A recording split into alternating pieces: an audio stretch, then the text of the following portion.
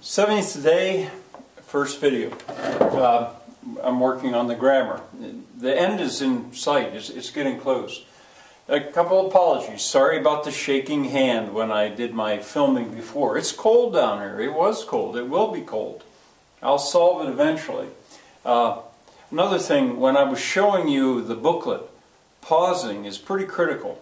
You should, when I've shown you various things, I mean that's something that is not an option in a classroom, to pause and go back and look again. But you can pause on YouTube and think about that or take a closer look.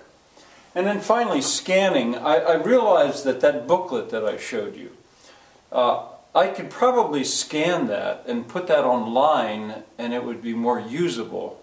I'll eventually get around to that. But anyway, let's go on. Conjunctions one day, probably prepositions one day, interjections one day, and we're going to be done with morphology. All right, here go conjunctions. All the average student of foreign language ever needs to know about conjunctions. There are various kinds of conjunctions. Now, conjunctions are words that join. That was part of the bare necessities. There are various kinds of conjunctions. Now, if you group them by form, this should seem so familiar now. There are simple conjunctions, and but.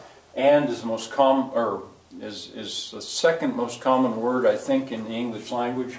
But there aren't. There are just a few of them. There are compound ones because, well, that actually, and although both of these, they don't even look like they're compound anymore because they were joined so far back in the history of the language. But they once were two words. That's pretty academic, actually, to look into why they could be considered compound. And there are phrasal ones. In case, I will study. In case there is a test. In case would be a conjunction there. So that I will study, so that I will pass the test, so that that would be a phrasal conjunction. Now, if you group them by function, well, these I want to sort of get rid of. They're kind of curious things. They work as pairs. Correlative conjunctions work as pairs. Either you study or you pass the test. I put an ellipsis to show that something would go in there. Either or. And or maybe doesn't, I'm not sure if it belongs there. You and or your friend will be welcome. That means you and your friend, you or your friend, and you can put them together. Kind of a curious thing. I'm not sure where to put that. Both you and your friend will be welcome. Both you and your friend. Well, why I'm pausing so long is I think in that particular example, I maybe don't have that as a conjunction. Yeah, I think it would be a conjunction. Not only your friend, but also you will be welcome. That would be again, correlative conjunctions. Now, coordinating conjunctions, there aren't very many of these in English. They join sentence parts equally, equally.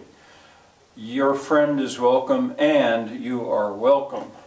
Now, I didn't give you the list. There are only about 4. And, but, or, sometimes, well, here, I'm holding the book because I have it here.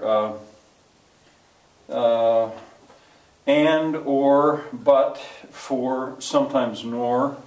But you got to be a little bit careful because the word but, as I'll be explaining later on, can be a preposition, but don't worry about it now. Subordinating conjunctions, they put one sentence part under the power of another sentence part. If you study, well, if I went that far and stopped, I wouldn't have finished telling you anything. If you study, you will pass the test. Well, you will pass the test is what's called the independent clause, the main clause. If you study is subordinate. It by itself doesn't really mean anything. I'm jumping into syntax, but a lot of what I'm doing with morphology is to get you ready so that you can understand syntax. Now, it's an interesting list here. How, when, where, why, those are subordinating conjunctions, although they can double as interrogative adverbs if they ask a question. Although, because, if, unless. I have the book in my hand, and I showed it to you too, so you should be able to have it as well. And some of them, as through after, it says there, they double as prepositions.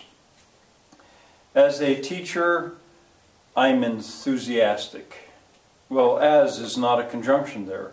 It's a preposition. All right, well, this is fast. I know it's fast, but I've now given you a look at the list. I've shown you that chart, which I will show you again. And those are the conjunctions. They need to be recognized. Words that join. So much for conjunctions.